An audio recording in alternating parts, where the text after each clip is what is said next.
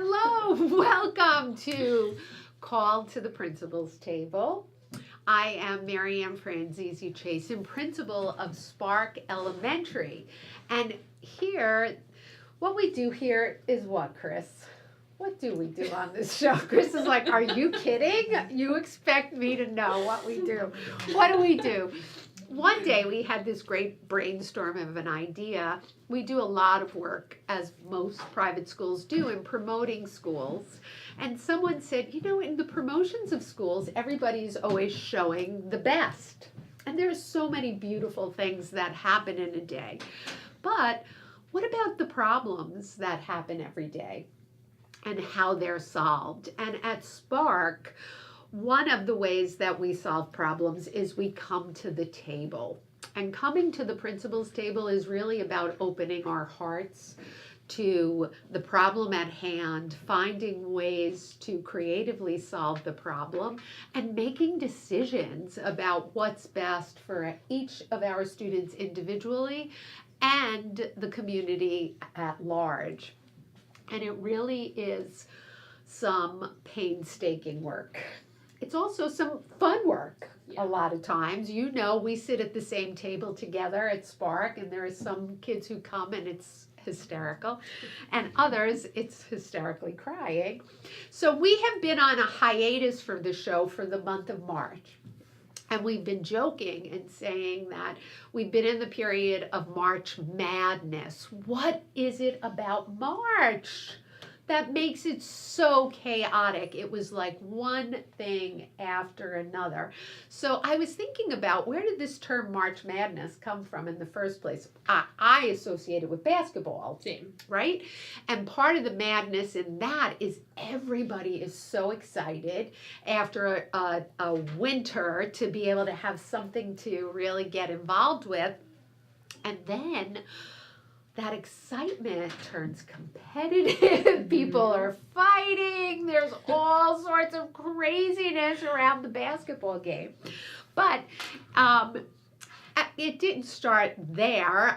In my research, I realized March Madness is a term that's associated with the coming of spring and the crazy behavior of the rabbits, of the hares. It's like the Mad Hatter.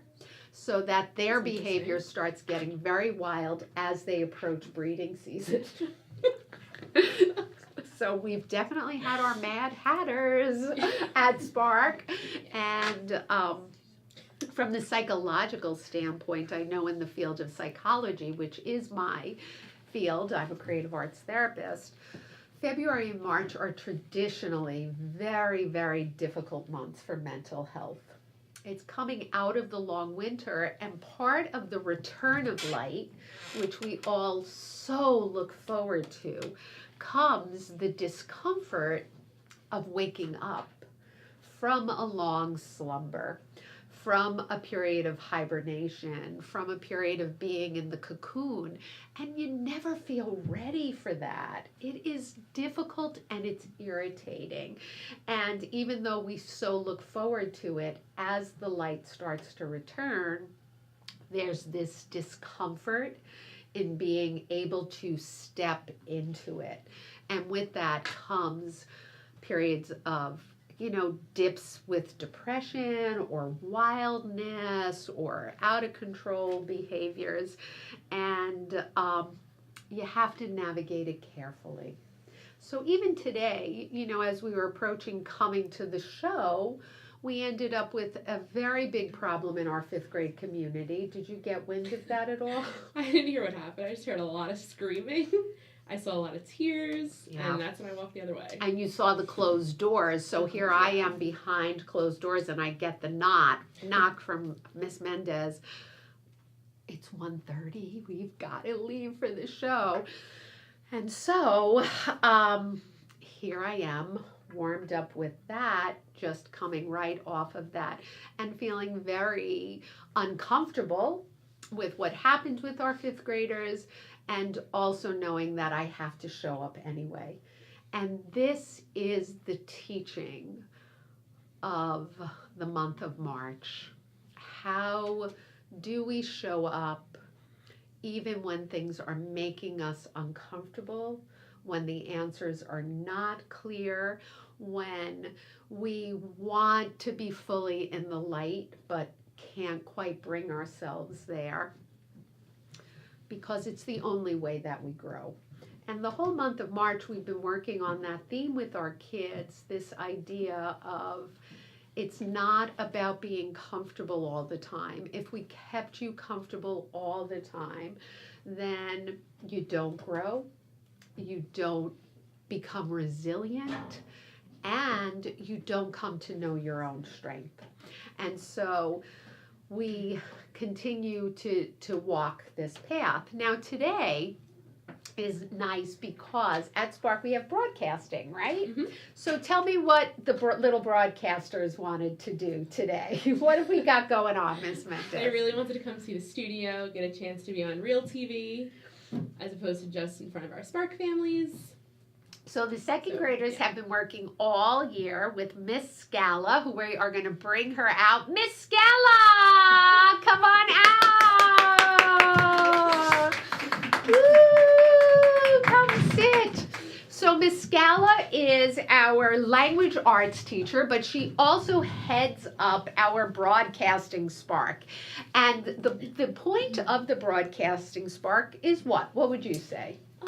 It's to, I guess, to show the kids another way of communicating, to teach them, I guess, how to just interact with each other, how to get a message out.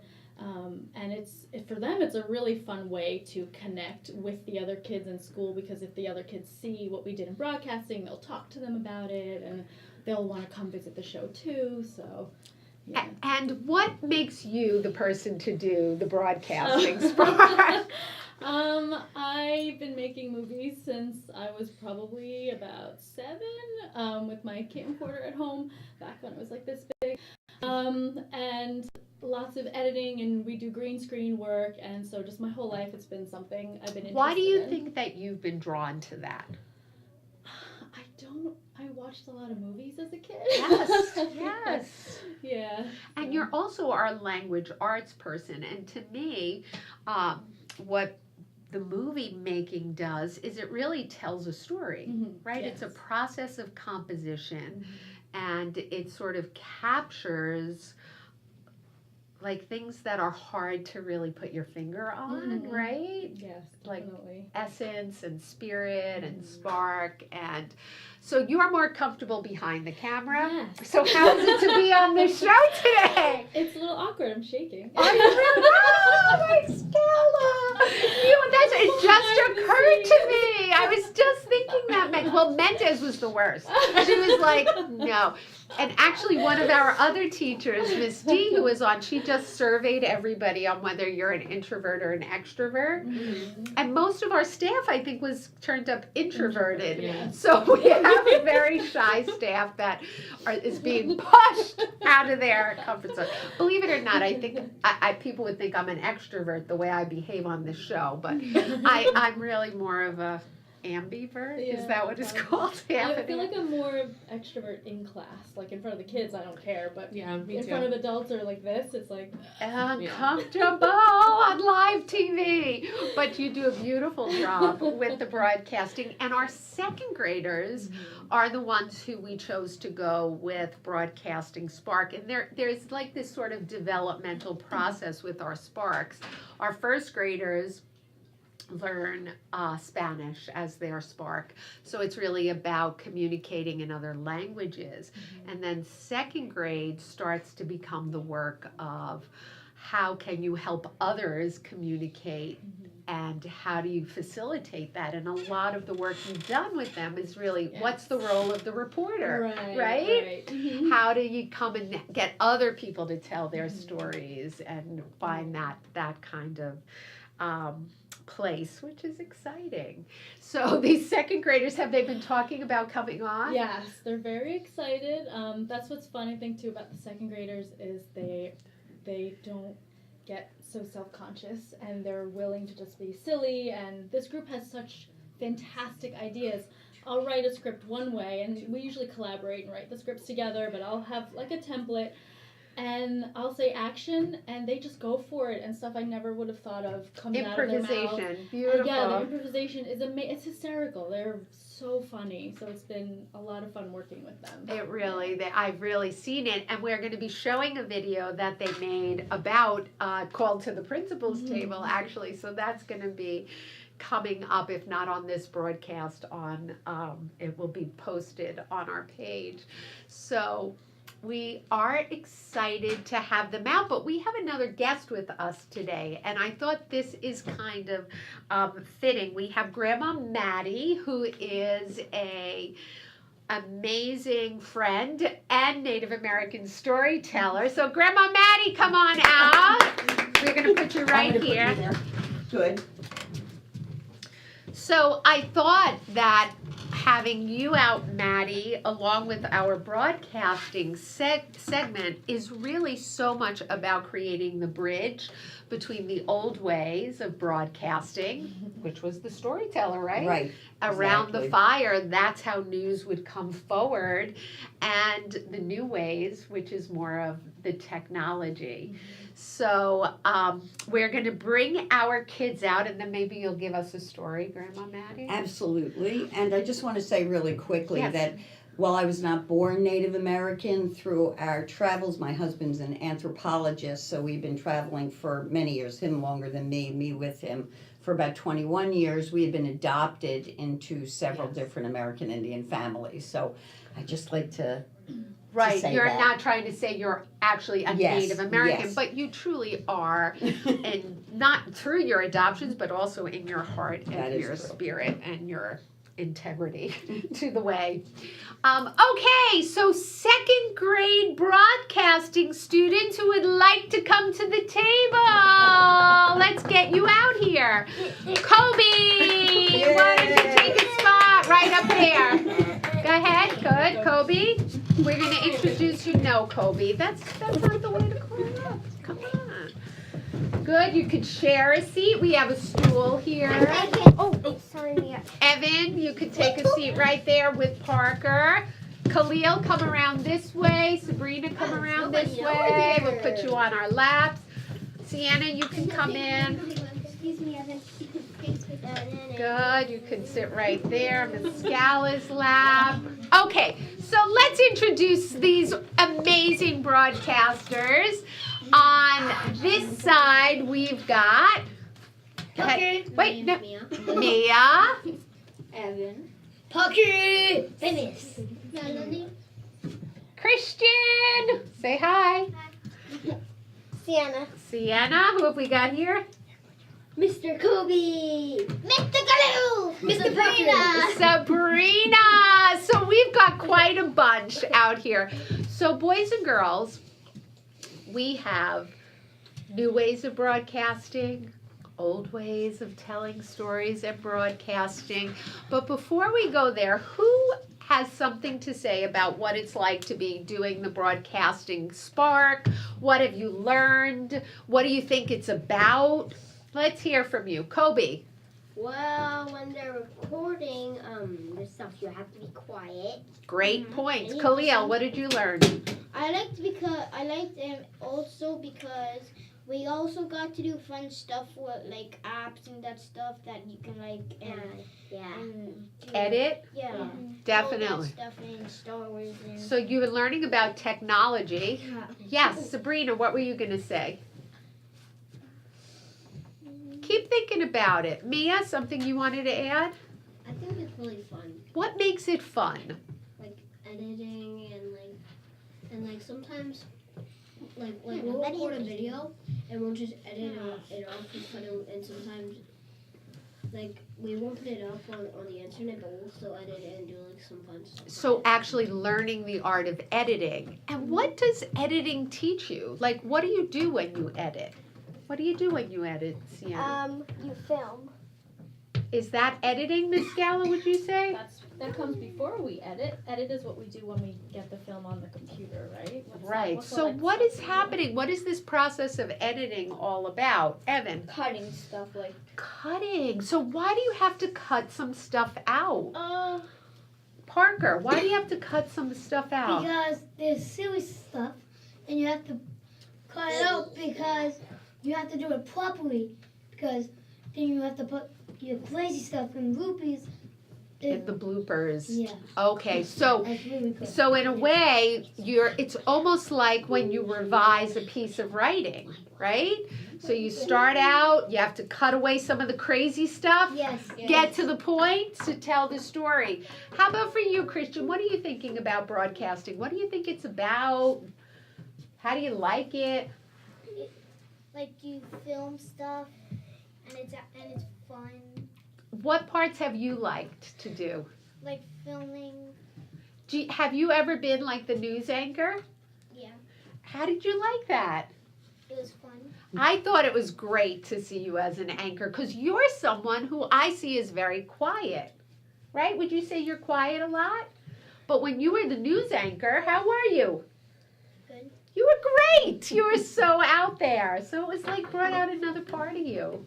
I love seeing that. Melanie, what do you think of broadcasting? Good. What do you like about it? But sometimes like we read the book, we had to be quiet for the sun. While other kids are filming, They have wait to their be turn. quiet. You know what? That's actually very important, the idea of backstage, right? Even when you guys were off stage just now in the real studio, how did you have to behave? Why are so many people chewing gum at this table? What is what? And seeing bubbles, gum? What? Are you nervous? Are you all nervous? Because we do chew gum to integrate our nervousness. Kind of try to get. Do you feel nervous? The people. Oh my gosh, it is a gum commercial. That's what we're really here for. Chew gum if you want to calm down. Chewing gum is allowed. All right, wait, hold on. One more question. What are your impressions of Strong Island TV studio? What do you think of this studio, of the cameras, of seeing ourselves? I know. Evan, Awesome. you love it? Parker, It's really awesome, and so I love this place. It's so great. I want to blow up. it's so great he wants to blow up. Forget it. You're not coming back. If you're going to blow up, we can't lose you. So, Parker, tell us, who are you going to be in the school play? Blue. I'm sorry. I got mixed up. And Jaden is gonna be Cogsworth. So we're doing Beauty and the Beast, and this is the Beast. That's what got him the part. Cody, what do you have to say? I have like 4 things. What do you think of the studio? My first thing is, well, it's really good. It looks fantastic. The sets look awesome. Yeah. And second thing, sometimes when we cut out stuff, we don't cut out silly stuff. Yeah. Sometimes you keep the silly stuff. Yeah. Great. And- Any other impressions about being at the real studio here? Khalil, what do you want to say? It's like really fun because other people are watching us. It's like we're almost famous. It does! Almost famous. Not quite there. Can I say Sabrina, you wanted to say something? It feels amazing to be at the real studio. It feels amazing, and it's amazing to have you here. Okay, hands down. And now we are going to get ready to go into the old way of broadcasting, which is to bring forward a storyteller. In the Native American tradition, stories were used to teach children. So every story has a lesson. So while you're listening to Grandma Maddie, let's listen for the lesson. But before any stories were told, all circles began with remembering what we're thankful for. They would say, Grandma Maddie just told me this today, that by saying a thank you, it gets the mind ready to learn the lessons of the story. So everybody, we're going to just do a quick go around for something you feel thankful for in this moment. So I can start, and then we'll go this way and come around and end up with Grandma Maddie ready to tell the story. So I am very thankful to be here with all of you at the studio getting ready to hear a story. Sienna. I'm thankful for food. I'm thankful for all the second graders and all the fun we have in broadcasting. Melanie. I'm done. You have to find something in your heart or your brain won't be ready. You know something. Do you feel thankful for your clothes, for the sun, for the earth, for being here, for food? For being here. Beautiful. Evan.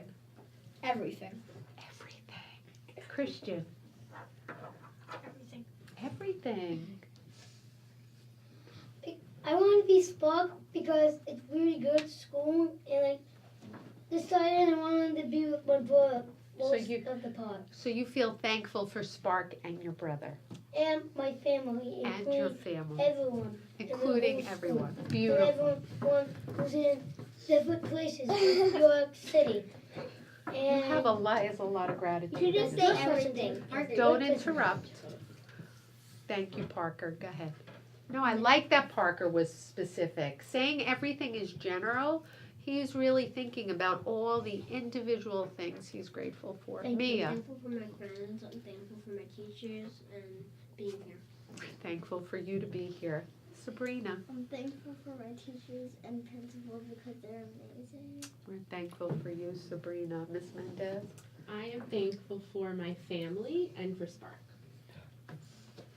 I'm thankful for video games. No, I'm kidding. It's No, okay. I'm actually just kidding. I'm thankful for being here with my friends.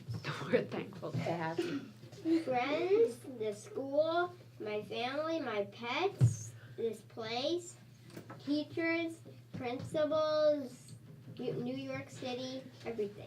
You got specific. And now we're at Grandma Maddie. We're going to get to relax back and hear a story. I love stories. Oh, and I'm so thankful to be here with all of you. You So, made a photo. Marianne, I'm gonna ask Principal Marianne a question. So I brought with me my storytelling pouch, which for those of you that have done stories with me before, you know that in the Lenape tradition, our adopted family, the storyteller has a pouch and it has rocks in it with symbols on it.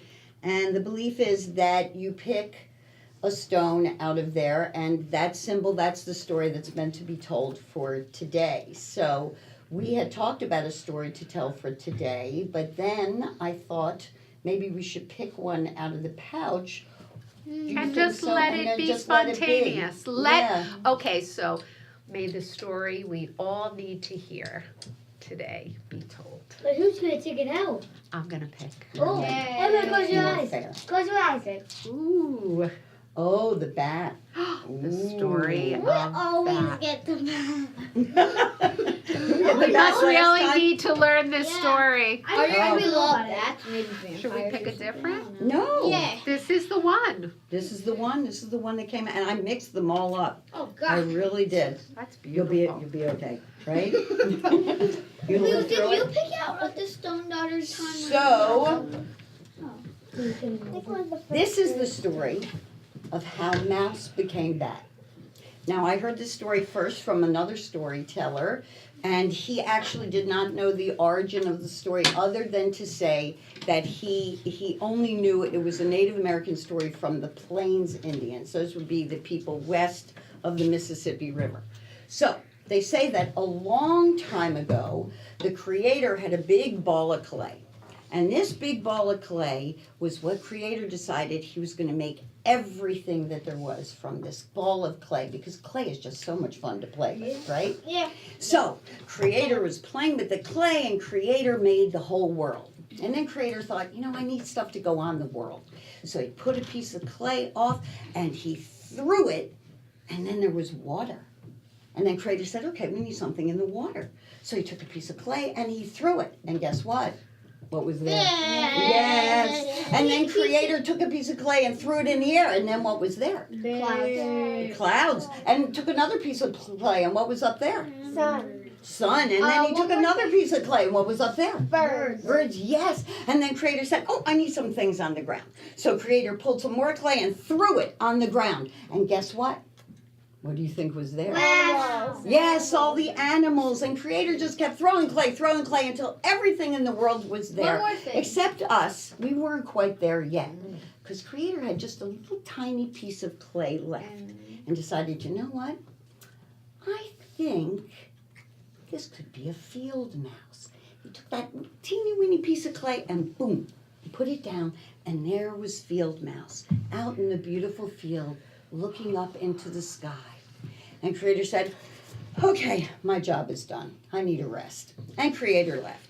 And there was Mouse looking up. And Creator came back a few days later and checked, and the fish were swimming, the deer were running, everybody was having a great time, the birds were flying, but there was little Mouse just sitting there in the field.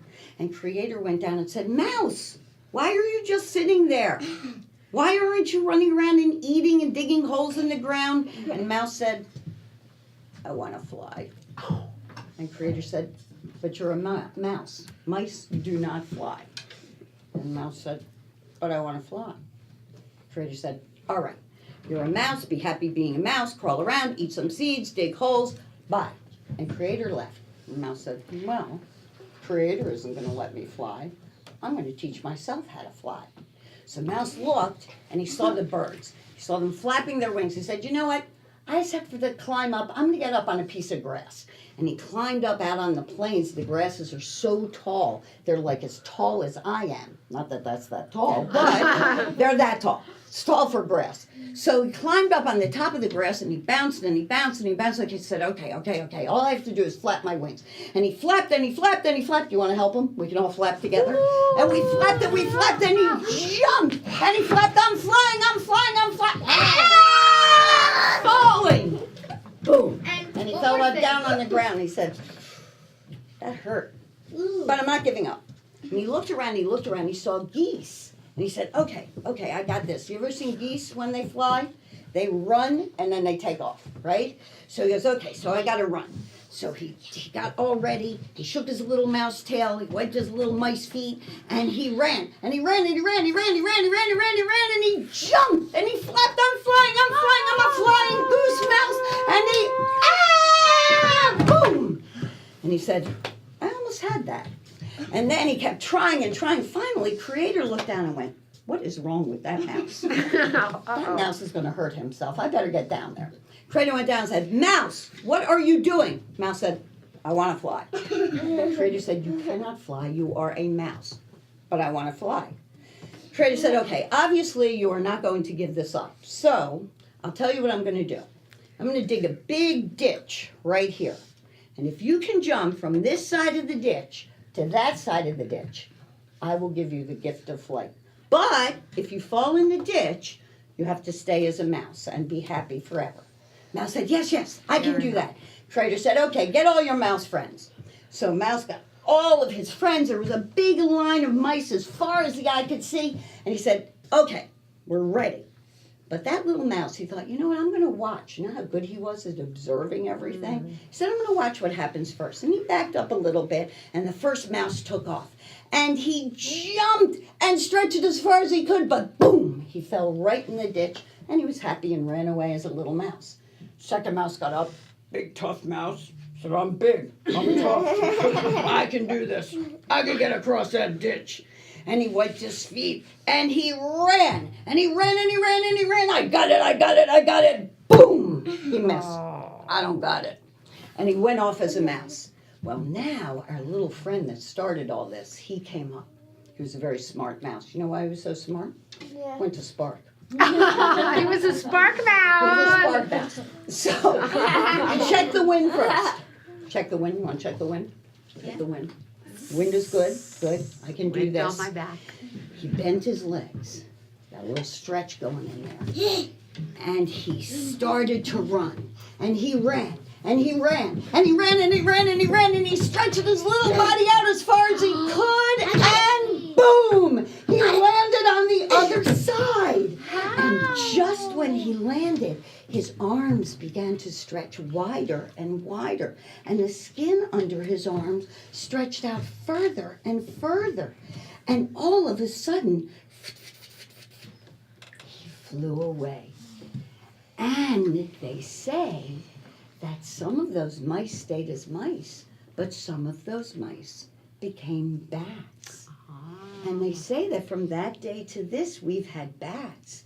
Now, Creator told them, I'd already made all the feathered creatures to fly during the day. You guys are going to be the only ones that fly at night. And they say that the bats fly at a very magical time, the time between the time. And they guard the earth at that time when the sun rises and the sun sets to make sure that everybody is safe and sound all night long. And that is the story of how Mouse became Bat. Ta-da! Yay! You okay there? Okay, that was a good story. How did you get here so fast? Were you fly? So let's think about the lessons. Do you have your hand up about a lesson? What were you going to say, Evan? Just say it. I forgot. Oh, darn it. It was so there. I felt it in your eyes. You don't remember? No, I Oh, darn it. Go ahead, Mia. Why does it go to the opposite way in the computer? How are you? If someone told you, if someone tells you you can't do something, don't think that you can. Never give up. Yes. The lesson of not giving up, even though it's difficult. What Yes, are the be lessons? happy how you are. Be happy with who you are. Right? Interesting, right, Grandma Very. Mary? Parker. Be happy and also who you are. You keep it and you just be happy who you are because the Creator made him who he is. And he didn't make wings because mouse can't fly. Is that true? Okay. Okay, no one's gonna say anything? Okay. Mouse can actually fly. This is a made up story. Storyteller's made. But it's how Mouse became bad. So it's almost like the mouse evolved. You know, like in Pokemon, how you start out and they evolve. It evolved into a winged creature. Melanie, what were you going to say? Do not change yourself who you are. Well, yes, be happy with who you are, but there was a change in this Yes. story. Sometimes change, and I think it's a lot about what we were talking about during March and being uncomfortable. Yes, that is right. We're all changing and growing. There's parts of ourselves that we will always be, but then there's parts of us that are striving for something more. Yep. Right? I We're think that's trying to the be more beauty of the story, is that it does both. tell you you should be happy with who you are, but at the same time, if you feel like you should try something new, even something risky, then you should give it a try and see, because you can change. But if it doesn't work out the way you planned, then be happy with what works out. Right. Love that. Kobe, what do you want to say about that? When you want to do something, always try. Why do you think the mouse was successful? Because his two friends went before him and they weren't successful. What do you think made it different for that mouse? The third mouse. Someone we haven't heard from? Anybody? Parker is the one. Okay. Thank you. And There he so goes. Parker, can we even see you? Come closer, we can't see you. Come okay, Good. so Tell us. the first mouse. You see this right there? She said spark. The spark bells. The Spark Mouse! That's what did it! Right there. Look He behind went you, to Madonna Spark. Marianne. Oh my She said the gosh! Spark You got it! Because the third mouse went to Spark Elementary. Elementary, it was able to like transform itself. Because Ah! maybe this school is saying the name of the school, and this one she said spark. There's other schools, and there's that story we just heard about. mouse was named the school. Like the mouse, day 3. All right, did the day 3 mouse make it? No. No, This just one, the the Spark radio mouse. mouse? No, just the Spark mouse. Because it's honesty Okay, to be but- at the school. Somebody, Evan, you remembered? No, I'm trying to think what I am. You're still working on it. Yeah. Mia, come on in, Mia. Tell us what you think. What I think about. Well, did you have your hand up? Or you were just stretching? I forgot. Okay. Well, what I was thinking when you were speaking, Parker, Yes. is that in a way, the mouse had a certain spark inside of him that said, I want to fly. And everything about him said, no, you can't do it. But he didn't give up. And he really had the support of the creator in the story who said, okay, if you work hard enough at this, we'll support you to change. And then he was able to change. And I loved, my favorite part about the mouse was that the mouse did a lot of observing. He was watching. Okay, how fast do you have to run? How far do you have to put your arms out to be able to really glide across? So he worked hard in observing before just doing. Yep. I love that part I of love the that too. story. Miss Scala, what do you think? We'll put you on the spot. Why do you think that story was picked out of all the stories? I think it's because, like you said, we've been working through kind of like getting out of our comfort zone, Yeah. and trying something that might be challenging and not being afraid to maybe fall flat in the ditch, but that's okay. Like at least you tried, and push yourself if it's something you really want. Thank you, Yeah, Miss Scala, because that I is was really right, Miss thinking that. Scala. How about you, Miss Mendez? Why do you think this one was chosen serendipitously? I actually related this to Nanny Neville a little bit. Okay, so tell us about Nanny Neville. What happened with that? So Nanny Neville is one of our reading volunteers, and yesterday she came in so nervous to tell us that she was going to follow her dream to become a jewelry maker, so she wouldn't be able to volunteer anymore. So I kind of related this with, like she said, Spark helped her find her spark with jewelry making, Oh. whereas the mouse found his spark with not giving up. I kind of love that because it is this idea that, like, change is always a leap away, Mhm. right? And sometimes you just need someone else beside you saying, I know it's crazy for you to become a bat, but hey, give it a whirl, right? Go for it. And I do love that. Nanny Neville. Did you guys, any of you ever read with Nanny Neville? Neville. Nanny Neville, she would come in and do reading in the Oh. reading lab. Yeah. No, I think she was Yeah. working with the older kids. You worked with her a little, Khalil? So No. she was a wonderful volunteer. Did she only work on one day? Yes. Oh yeah, now I know her. Now you Yeah, me know too. her. Yeah, I didn't read with her any day, but I saw her every day because when I was with So nice. Miss Rosalie, she came in and said, "I'll be here Wednesday." There you got it. There we got it. Okay, little broadcasters, I want you to be able to be back in school in time for clubs. So everybody on this side, come around that way. On this side, around that way. We'll All see you right, next Miss time. Mendez. Bye. Never. And boys and girls, remember when you're backstage, quiet.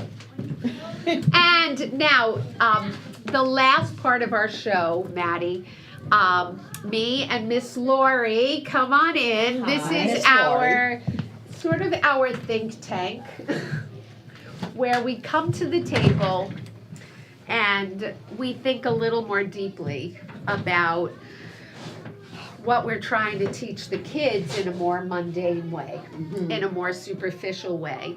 And so Lori, Miss Lori, really represents and has been very forthcoming with the way that she thinks as an Asperger's woman. Right. And then me as a more empathic woman, we call it the Aspie. Aspie and MP. And the MP.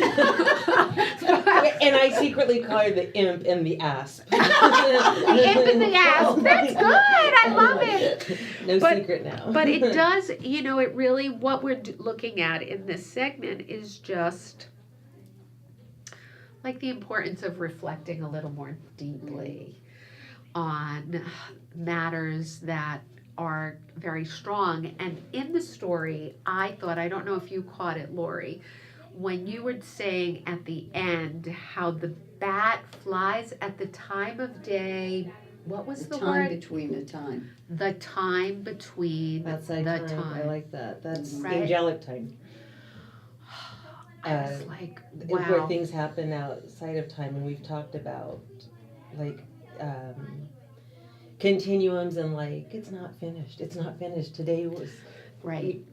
got thrashed a little. It's not finished. No, exactly. And like in that space between, right? That is where like most of us want to drop out. Yeah. I think it is one Right. of the most difficult spaces to tolerate, and especially with kids. Like we were talking so much with them about this idea of comfort zone, out of your comfort I love zone. the bat story and the relation with comfort zones.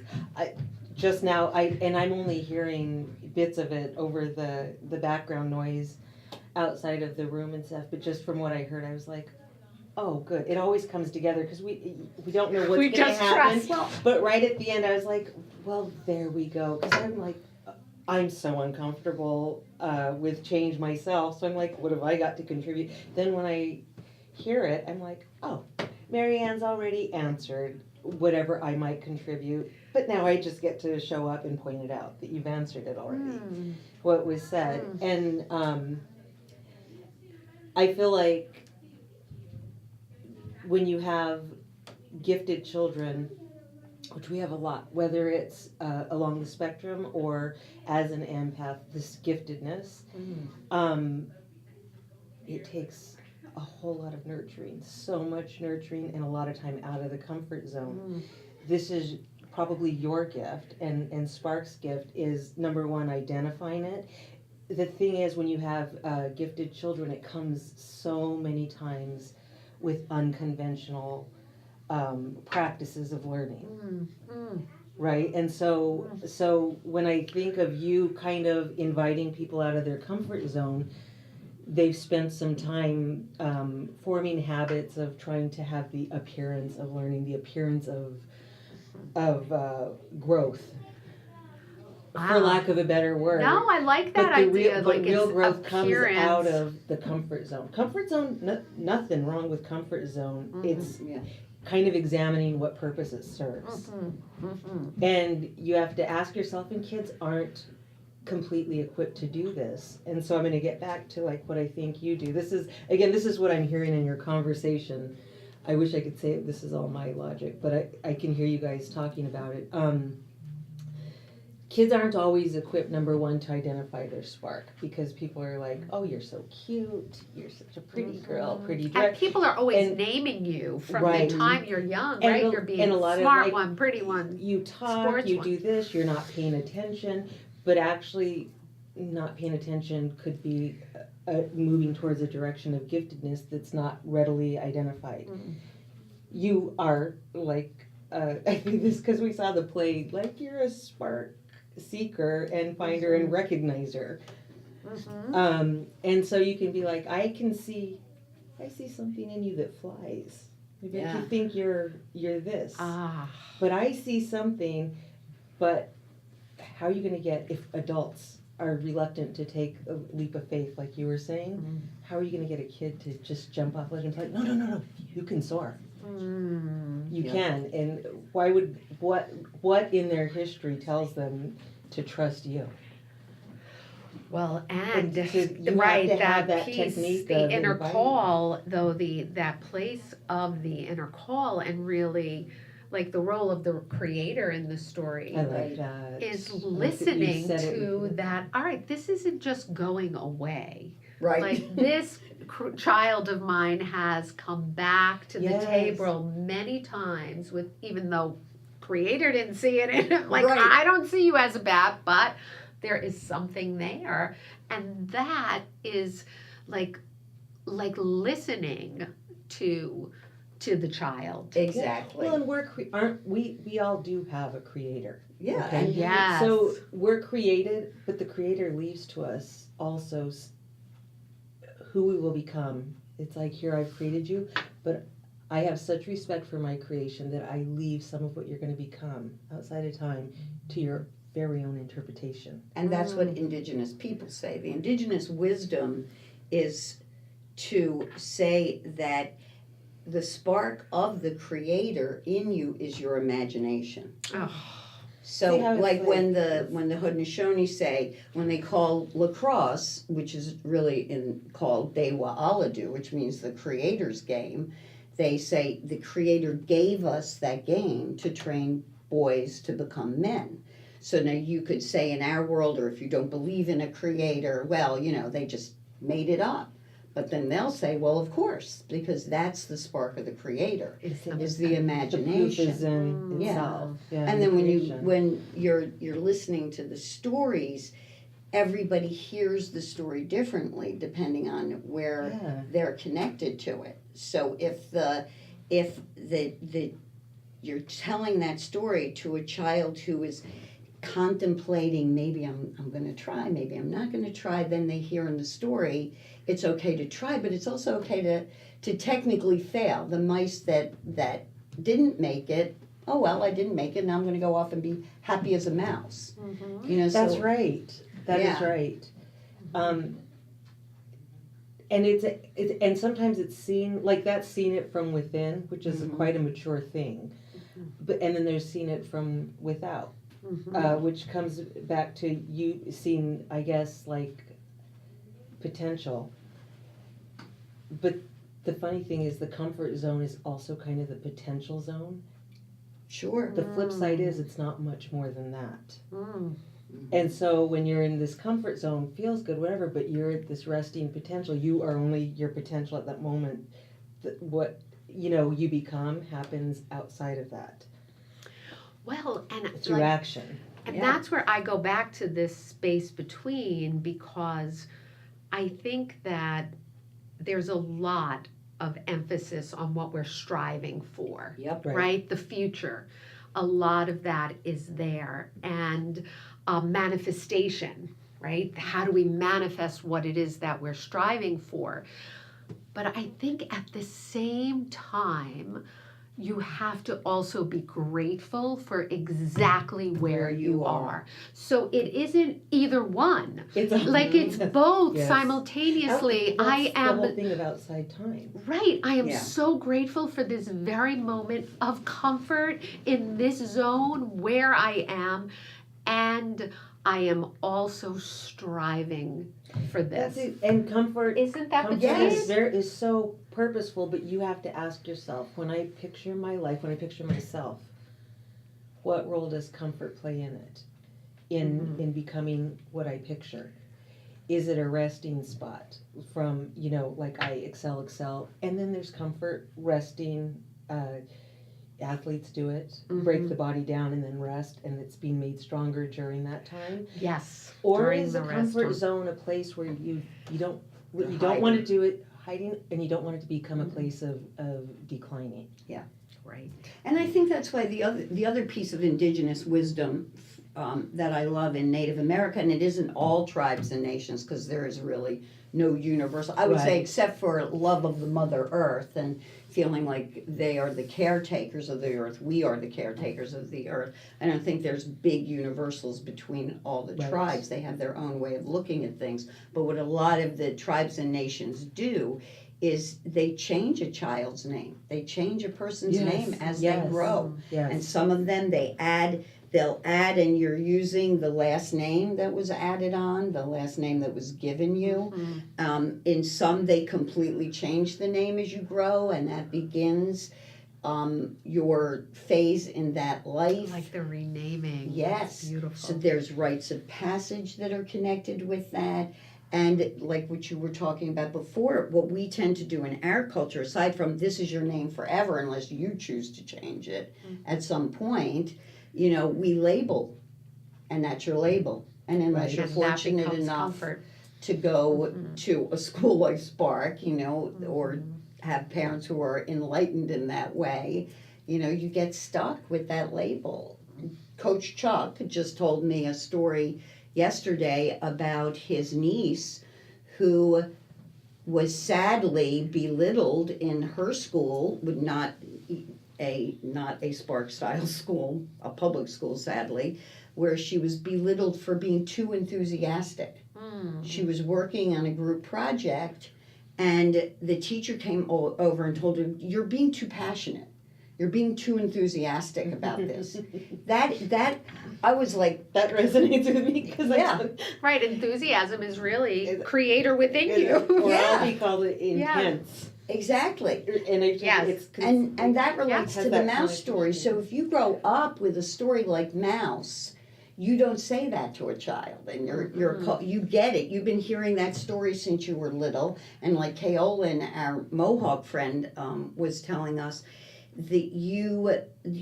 she tells a story the same way whether she's standing in front of a group of kids or there's kids and adults or it's just adults. It's the same story, and you've been hearing it in that culture since you were born.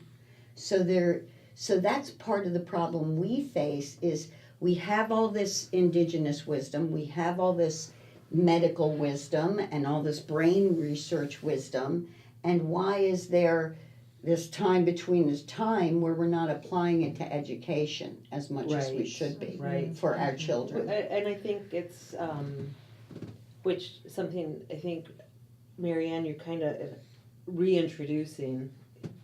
It's funny that it even needs an introduction because it's tradition. And people tend to think in modern culture that it doesn't have equal importance to science.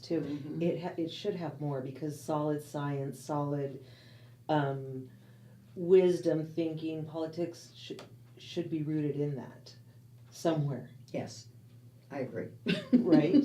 And I do think that we really are currently in the world at this time between times. We're in this transitional period of transformation, right? We're making this very big leap. And I think that education in general also is really getting this idea of, oh, we are moving into a future that is going to be changing at a very, very quick speed. We've got to change too.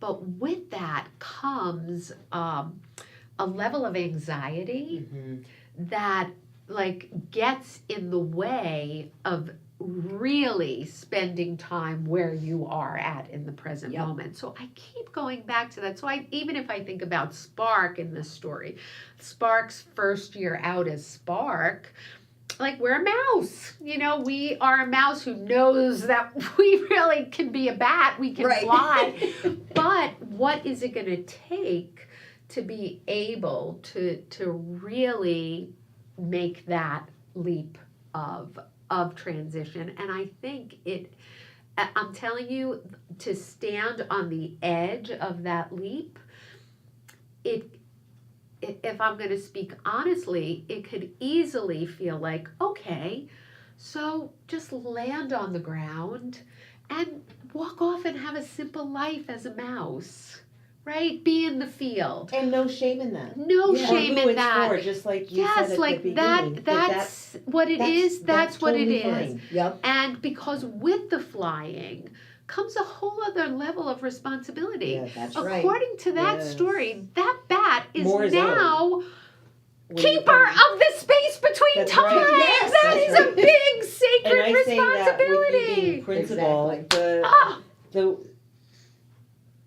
Ah, coming from like a Christian background and a background that honors tradition, the highest among us are the first servants, the lowest Yes. servants. I always say this to you, like if you're the principal, what does that mean?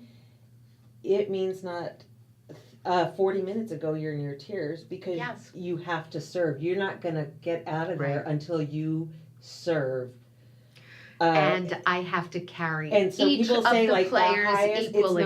it's not No. like you're not being worshipped. You're actually serving the most. If you're the And- highest, but you should be ideally. Doesn't not Because always you're seen holding, you're holding to be what I'm finding in the position of principal is I have to hold each of the students and Lori You're has talking said very this to fresh me. and raw. No, she has said you don't create a commitment to your students, you create a covenant. Yes. And that has helped me so much because it changes the responsibility to I have to love them equally. Right. It's their consequences It's not may like be it's- you different don't have, given behaviors, but I cannot abandon any of I'm them. so glad you said that. from that place of given love. the madness of March instead of March Yes. Madness that we experienced, and even a little bit of overflow into today, Yes. this week, and whatever. Yes. But it's if it were just a commitment, if it were just a contract, what men have contracts with each other that they break all the time. I'm embarrassed to even say it in this company, but Those but 400 trees. it means nothing. it means cut nothing it down. because first people see it as my cap, Yeah. and then they see it as less, and then they see it as what's your worth is what I give, and then it becomes my judgment. But if it's a covenant, it's me and you say often, it's full self-giving, no reserve. I give you without reservation. When I'm empty, I will find more, because that's what humans do for humans Mhm. and for the earth. And Yes. And it's for the earth. there's not a cap. It's not in paper. These are my limitations in how I will love you. That's opposite the definition. And I think again it goes back to in order to learn the lessons, you must be rooted in gratitude for this experience as a human Yes. on this earth at this time with, oh my God, all of the privileges that we have been born into. But Right. that is where it starts. And I That think sense. that's part of what we're seeing. Part of the problem we see in the world is it does remind me of the story, The Great Law of Peace, where people are losing gratitude. Mhm. You know, Right. especially in the wealthiest countries, we're not as grateful. We It- have so much, and Yeah. we're losing. I find it ironically appropriate though, because I think a lot of what we used to be blessings and now is mundane Mm. is headed into almost distraction and curses. Mhm. So what was once a blessing is now the A curse. opposite. You know, oh, what a Wow. blessing. We've invented Coca-Cola. Now it's such a distraction from everything else, and Mm. how easily this comes instead of having to cultivate it from the ground up. You know, so it's like, so it's kind of like it should be if you're in that mindset. If you're Well- not, you got a ways to go, but that's pulling people out of their comfort zone, because comfort zone a lot of times can be like, my comfort zone is apathy. Mhm. I don't want to know, because Yep. that will require something. You know what? I don't. Please don't tell me, because that will require action.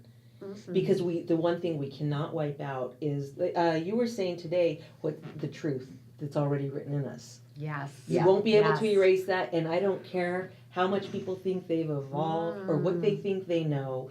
That remains, and there's certain things that we're like, Mhm. please don't tell me that, because what you're asking is that I rise to a certain level of morality with it. I don't want that obligation. Mhm. And you're trying to pull people into that. That's scary. It is scary.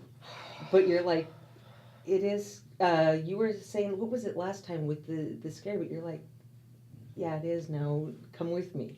That's It's right. necessary. Right. It's also Yes, necessary. Right, we always It's say also that, right, necessary. it's just necessary, It we've is, gotta it just is, kinda yeah. do that and feel the support of the wind on our back, right? Just Mhm. that wind on our back and go in there together. And good that it's three ladies talking about I it here. love it. I just gotta Oh, get that and I dig in. forgot one of our little boys came to me this morning and he brought me a daffodil bloom from his garden. But there were 3 buds, and I said, "Oh, it's the We love Trinity! trees. I Yes, love we it! do I love the everything. tree." You too? Oh, yeah. Yeah. So here's to the daffodil sisters. Yes.